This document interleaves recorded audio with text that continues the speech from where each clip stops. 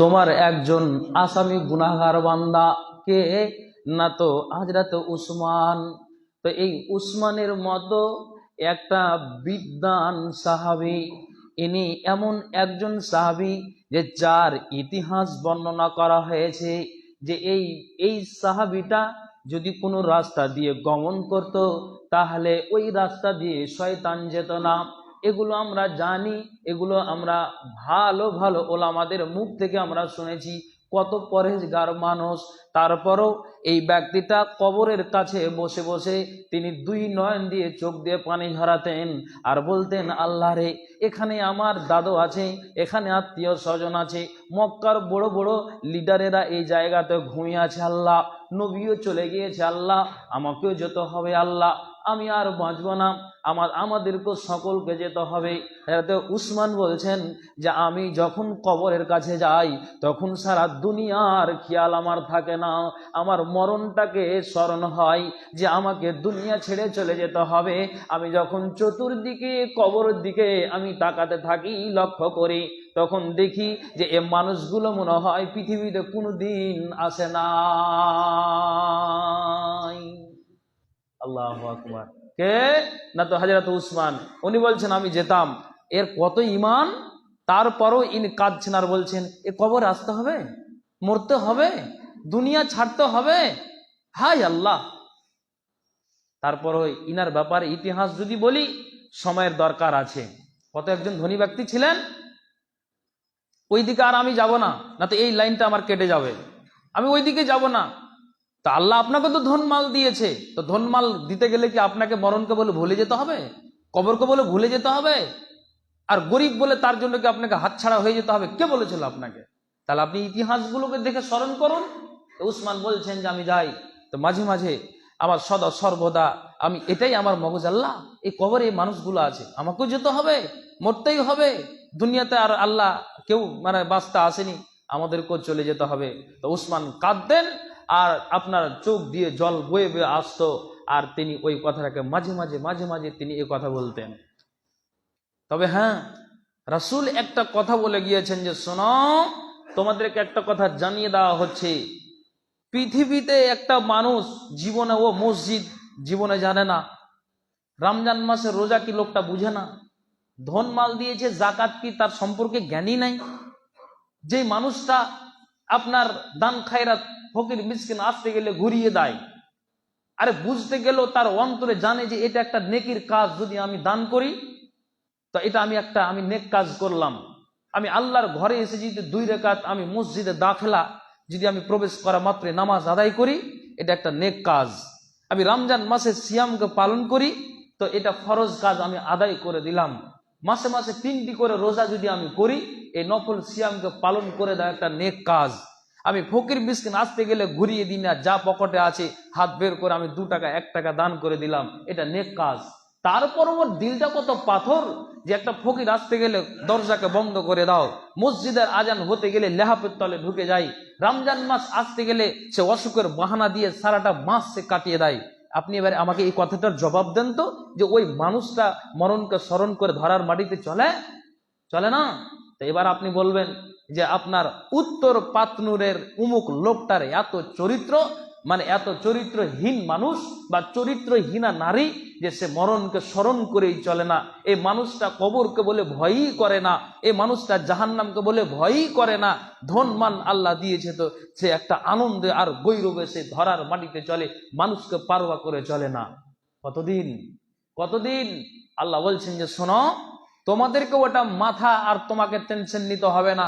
2 রকম পদ্ধতিতে মানুষের জান কবজ করা হয়। সূরাতুন নাজিআত, এটা 79 নম্বর সূরাতে আল্লাহ উল্লেখ করে, প্রথম আর দ্বিতীয় নম্বর আয়াতে ওয়ান নাজিআতে গারকা ওয়ান নাশিতাতে নাশতা। একটা হলো কঠিন, জানটা কবজ হবে একবারে কঠিন হয়ে, আর একটা হবে খুব সহজ। পিপিলিকাতে কামড় মারতে গেলে কতটুকু কষ্ট হয় সেই পরিমাণ আপনার কষ্ট হবে।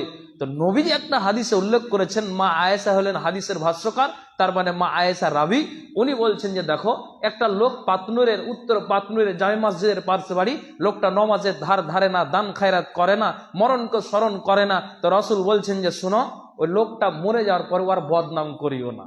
তুমি তোমার কবরকে নিয়ে ভাবো, ওর ব্যাপারে তুমি মানুষের সামনে ব্যক্ত করতে যেও না। কেন? আপনাকে বুঝাচ্ছি, ভালো করে শুনবেন। আয়েশা বলছেন, যেদিন নবী বাকি গোরস্থান থেকে আসলেন, নবীজির যেটা আপনার দেহটা সারাটা শরীর থরথর করে কেঁপে ওঠে। আয়েশা বললেন যে আমি নবীর পার্শ্বে আছি, বসে গেলাম, আর নবীজির মাথাটা আমার বক্ষ স্থলে রাখা হলো, নবীজির মাথাটাকে আমার বক্ষ স্থলে রাখা হলো।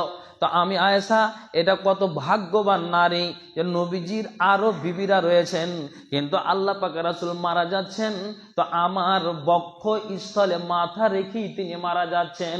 আয়েশা বলছেন যে নবী চলে যাচ্ছেন, তা আমি নবীজির একটা কথা স্মরণ করি, আয়েশা রে, মানুষের বাড়িতে যতই দুঃখ আসুক না কেন, আওয়াজটা যেন তোমার উঁচু কণ্ঠে না হয়।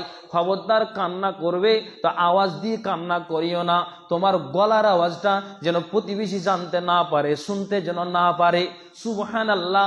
কাজে যেন আয়েশা বলছেন যে নবী যখন মারা গেলেন তো নবীজির মাথাটা আমার বক্ষ স্থলে ছিল, তো আমি ওখানে আছি। আল্লাহ পাক রাসূলের দমটা যে বেরিয়ে গেল, তো তার আগে তিনি নিজেই নবীজি বলছেন, আল্লাহ আমি তোমাকে অ্যাপ্লিকেশন জানাই, যারা শহীদ হয়ে মারা গিয়েছে আল্লাহ, যারা মুত্তাকি হয়ে মারা গিয়েছে আল্লাহ, যারা নেক কাজ ভালো করে মারা গিয়েছে আল্লাহ, আল্লাহ তোমার কাছে অ্যাপ্লিকেশন জানাই, আল্লাহ হুম্মার রাফিকাল আলা, আল্লাহ তুমি আমাকে কি করো, তাদের সাথে করে নাও, ওই বন্ধুদের সাথে আমাকে তুমি মিলিত করে দাও। অথচ নবীজির আগের পরের জীবনের আল্লাহ সমস্ত গুনাহকে মোচন করেছেন, তারপরও নবীজি বলছেন যারা শহীদ হয়ে মারা গিয়েছে, যারা মুত্তাকি হয়ে মারা গিয়েছে, যারা মুত্তাকির টাইটেলটা নিয়ে কবরে শুয়ে আছে, আল্লাহ ওদের সাথে এই নবীকে আল্লাহ তুমি মিশিয়ে দাও, তুমি করে দাও। আয়েশা বলছেন নবীজির দমটা বের হলো, তো আমি এর আগে অনেক মানুষের মৃত্যুর কথা আমি মক্কা নগরীতে শুনেছি, মদিনাতে আমি শুনেছি। আয়েশা বলছেন যে আমি আমার মগজটাকে সেদিন থেকে ঘুরিয়ে নিলাম, আল্লাহ মানুষ যে মারা যাবে তো কোনো একটা মানুষের মৃত্যুকে দেখে একটা মানুষ যেন ঘৃণিত যেন না করে।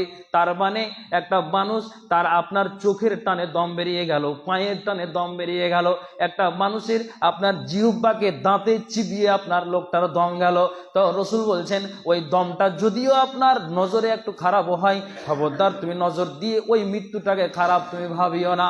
কেন ভাবিও না? আল্লাহ রসুল বলছেন যে কে কোন হালাতে যায় আল্লাহ জানেন, তুমি এটা খবরদার কোন নজর দিয়ে ওই মাইয়াতের দিকে তুমি খবরদার তাকাবে না। আয়েশা বলছেন যে নবীর মৃত্যুর আগে আমি অনেক কিছু ধারণা করতাম, যেদিন নবীর জানটা বেরিয়ে গেল আমি আয়েশা সেদিন থেকে আর কোনোদিন যতগুলি মানুষ দুনিয়া ছেড়ে চলে যায়, সেদিন থেকে নবীজির মৃত্যুর পর থেকে আমি আর কোনো মানুষের মৃত্যুকে খারাপ মনে করতাম না। একবার বলেন সুবহানাল্লাহ, বলেন সুবহানাল্লাহ। কি বুঝতে পারলেন?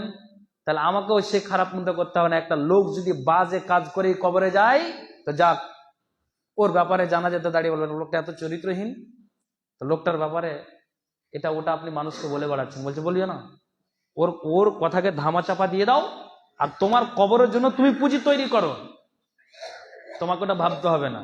কেন?